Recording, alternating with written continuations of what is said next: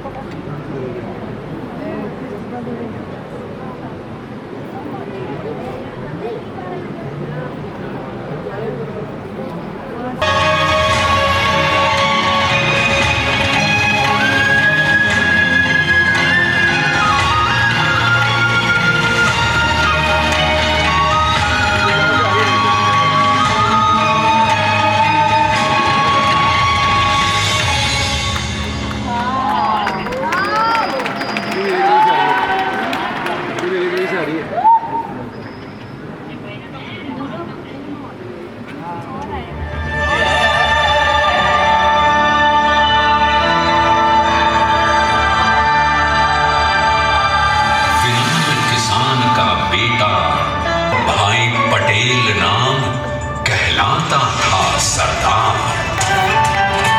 कृषक कार्मिक जनगण से था उसको प्यार अपार। अखिल देश ने उसे रहनुमा किया था स्वीकार। गांधी बापू का शिष्य, सत्य अहिंसा का अवतार, किंतु एक भारत करने को धर लेता हथियार। लौह पुरुष संबोधन था वो लोहे की दीवार। तेज पुंज तुम, शक्तिपीठ तुम, बल का सागर अपरंपार। ऋणी देश का नम्र नमन तुम स्वीकारो सरदार।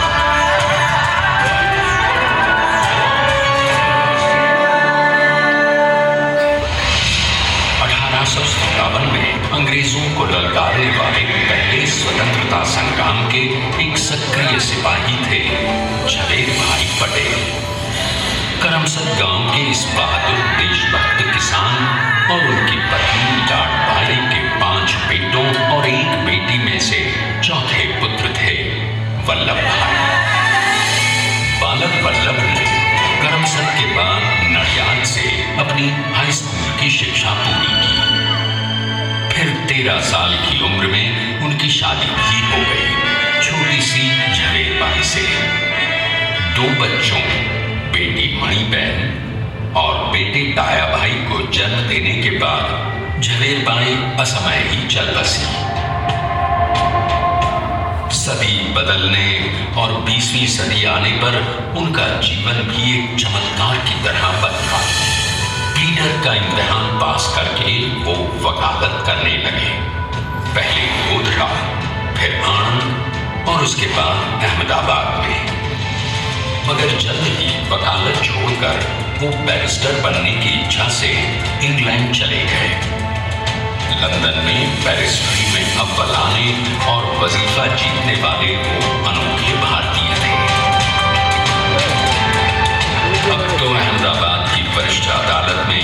बैरिस्टर पटेल की जिरह और जीतों की धूम मच गई।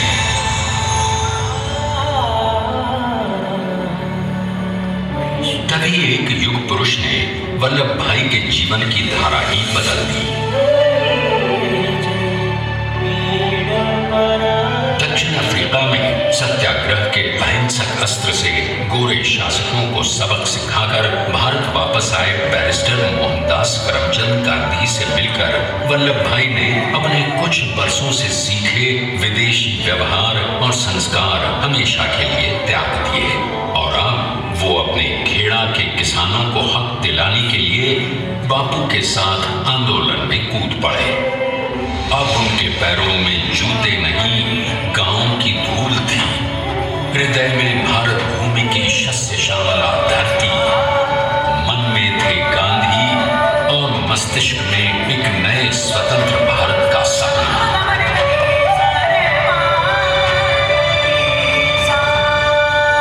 तभी बारडोली के मजबूर मजलूम किसानों की यातना का समाचार उनके पास पहुंचा। तुरंत वल्लभ भाई वहां पहुंचे और यूं शुरू हुआ भारत का सबसे बड़ा और सफल किसान आंदोलन बारडोली।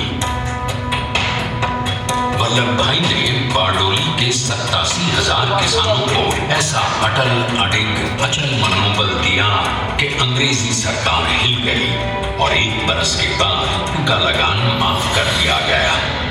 अब तो पूरे देश में लोग वल्लभ भाई के नाम की कस्में खाने लगे। स्वयं महात्मा गांधी ने कहा, अब वल्लभ भाई मेरे शिष्य या साथी नहीं, सारे देश के सरदार हैं। और देश को मिल गया एक अनोखा असरदार सरदार।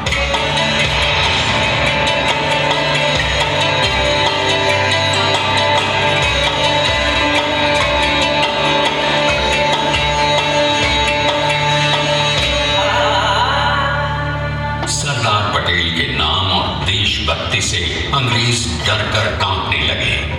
1930 के नमक सत्याग्रह और दांडी कूच में वो बापू से भी पहले गिरफ्तार किए गए। तो 1932 में फिर उन्हें बापू के साथ ही जेल में 2 सालों के लिए डाल दिया गया। मगर आजादी के दीवानों को, स्वतंत्रता के परवानों को कौन गिरफ्तार कर पाया है? जेल से छूटते ही सरदार को कांग्रेस के नए राष्ट्राध्यक्ष पद पर चुना गया और उनकी सरपरस्ती में राष्ट्रवादी भारतीयों ने तमाम ब्रिटिश सूबों में जीत हासिल कर वहां अपनी स्थानिक सरकारें बनाई। किंतु सरदार का सपना केवल सरकार बनाना नहीं था, उनका स्वप्न तो था एक ऐसे नए भारत का जहां हर रंग, हर रूप, हर जात, मजहब, तबके का हिंदुस्तानी एक साथ मिलकर एक ऐसा नया भारत बना सके जहां पूर्ण स्वराज के साथ सारे समाज को गरीबी, अशिक्षा, छुआछूत से भी आजादी मिल जाए। इसकी पहली रणनीति थी भारत को अंग्रेजों की गुलामी से आजादी, ताकि भारत के लोगों की अपनी सरकार सबके साथ और सबके विकास के लिए काम कर सके। बापू की अगुवाई में अब देश ने अंग्रेजों को अंतरिम चेतावनी दे दी, करेंगे या मरेंगे। अंग्रेजों भारत छोड़ो। बस फिर क्या था, संघर्ष की रणभेरी बजी। 3 सालों के लिए सरदार पटेल को भी सत्याग्रही नेताओं के साथ जेल में ठूंस दिया गया। 2 सालों के बाद अंग्रेजों को बापू के सभी शिष्यों और साथियों को छोड़ना पड़ा।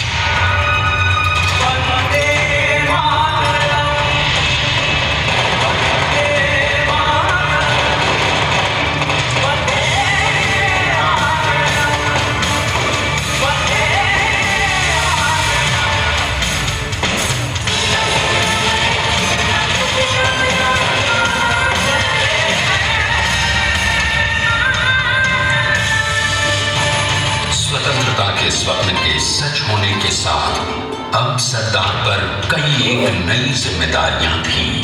आने वाली आजादी की तैयारी, और एक नए भारत के लिए नए लोकतांत्रिक संविधान की संरचना। जैसा उनके साथी ने खुद कहा था, सरदार ने ही छेनी हथौड़ी लेकर एक नए भारत को उकेरा है।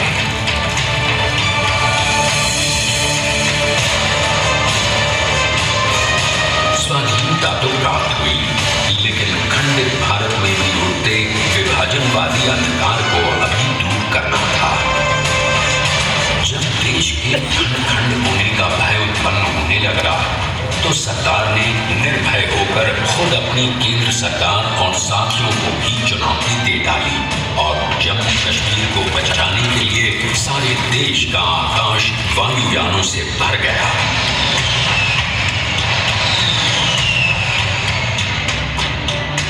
और फिर हैदराबाद और जूनागढ़ के भारत में विलयीकरण को पाकिस्तान से चुनौती मिली।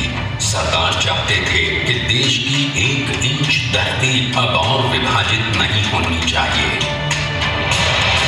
नए भारत को एक करने के लिए समझा बुझाकर मनाकर 565 रियासतों को सरदार ने अपनी सूझबूझ सदाशयता संबल से एक नए स्वतंत्र भारत का अभिन्न अंग बना दिया। हमारे इतिहास में अखंड भारत के पुरुषार्थ का ये एक महानतम अध्याय है। जैसा उन्होंने स्वयं कहा था, हमें नए धागों को पुराने ताने बाने में ऐसे पिरोना है कि एक दूसरे में गुंथ जाए और बेहतरीन बनावट वाला एक नया भारत उभर कर सामने आ सके।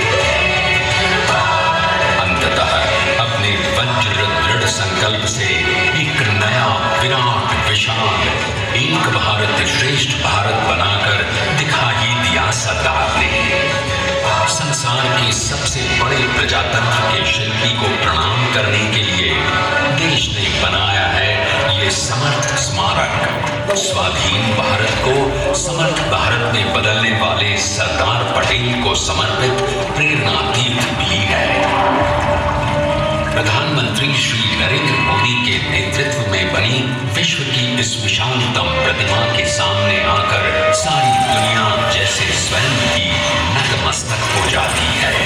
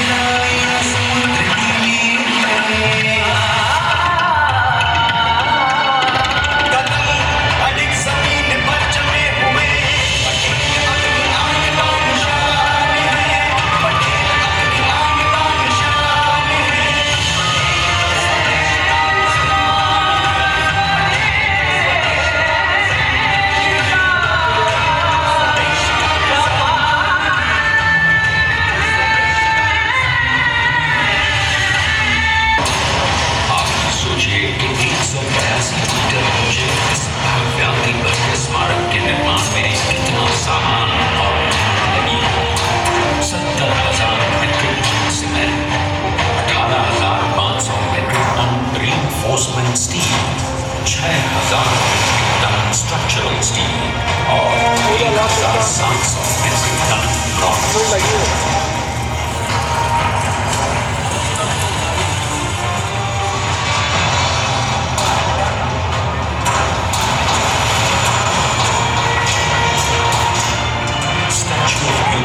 आज एक वर्ल्ड का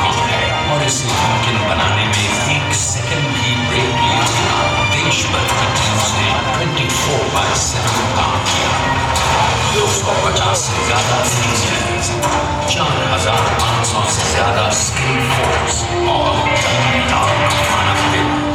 हम गर्व से कह सकते हैं कि कुल मिलाकर स्टैच्यू ऑफ यूनिटी के निर्माण में 95% मानव सामान, मजदूर, इंजीनियर्स और एक्सपर्ट्स थे भारतीय। जानते हैं कि 182 मीटर ऊंची इस भव्य प्रतिमा को बनाने में कितना समय लगा? डिजाइन के लिए 12 महीने और निर्माण के लिए 34 महीने, यानी कुल मिलाकर केवल 46 महीने।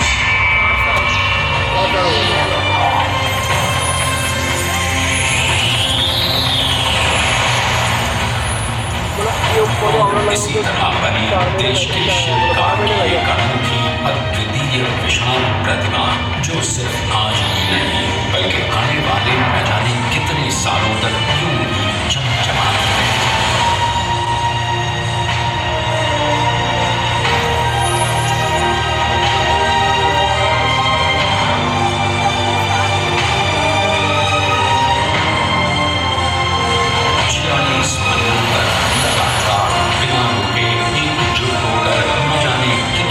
परिश्रम किया और उनका साथ दिया भारत की 125 करोड़ जनता। और तभी मुमकिन हो पाया एक ऐतिहासिक निर्माण जो आज कहलाता है भारत की नई पहचान, स्टैच्यू ऑफ यूनिटी, विश्व की सबसे ऊंची प्रतिमा।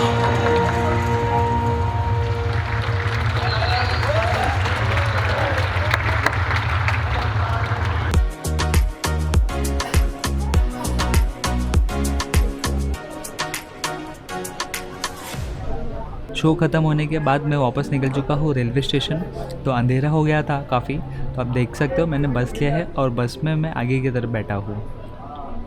तो देखिए ये मैं रहा और मैं कुछ इस तरीके से बैठा हूँ और ये बस भी अच्छे से भर चुकी है। तो अब निकल पड़े हैं हम लोग।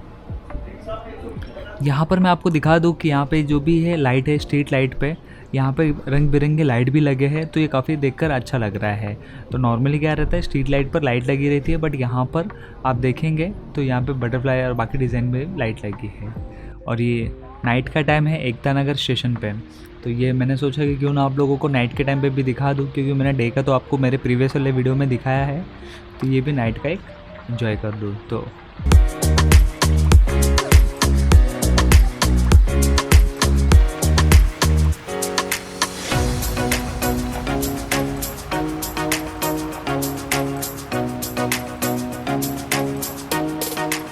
जो पूरे डे यहाँ पर एंजॉय करने के लिए सिर्फ आते हैं, तो यहाँ पर शाम के टाइम पे या फिर इवनिंग के टाइम पर यहाँ से ट्रेन लेकर जा सकते हैं अपने प्लेस पर। तो मैं यहाँ पर एक दिन रुका हूँ, तो मैंने सोचा कि क्यों ना मैं आप सबको ये दिखा दूँ कि यहाँ पर बाकी चीज़ें क्या है। और देखिए ये वाकई में काफ़ी अच्छा लग रहा है। ये देखकर लग ही नहीं रहा है कि ये कोई रेलवे स्टेशन है, ये लग रहा है कि कहीं हम और जगह पे आए हैं और ये होटल है प्रॉपर। इतना खूबसूरत सा ये बनाया हुआ स्टेशन है। तो आप देखिए मेरे पीछे फाउंटेन है, ये भी काफ़ी अच्छा लग रहा है और इसमें कलर चेंज होते हैं थोड़ी थोड़ी देर में, तो वो भी आपको देखने के लिए मिल जाएंगे। ये रहे सरदार वल्लभ भाई पटेल। अब हवा फ़िलहाल नहीं है, अब मुझे लग चुकी थी भूख, तो मैं ले लिया मैंने ऐसे कुछ इवनिंग के लिए खाने के लिए। तो अब इसे मैं खा के मिलता हूँ। थैंक यू वॉचिंग, मिलते हैं नए वीडियो के साथ। Till then take care and bye bye.